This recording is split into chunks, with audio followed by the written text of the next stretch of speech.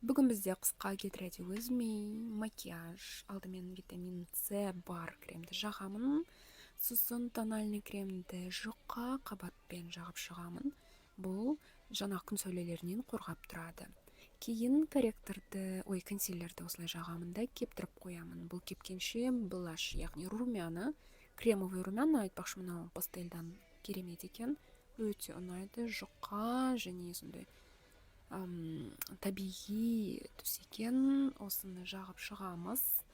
Сосын консилер кепті, соны жаямыз. Консилерден кейін бұның барлығын пудрамен басып шығамыз. Пудрамен де Dior айтпақшы өте көпке жетеді екен, маған өте ұнады сапасы.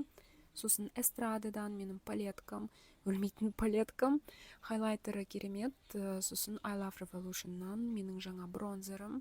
Осы бронзер соңғы күндері өте ұнап жүр, өте сондай табиғи, өте әдемі, осындай мен сияқты қара торы қыздарға жарасады екен.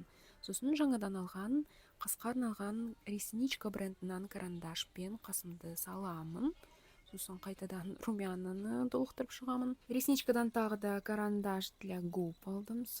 Түсі күшті екен, такой ягодный, прям әдемі.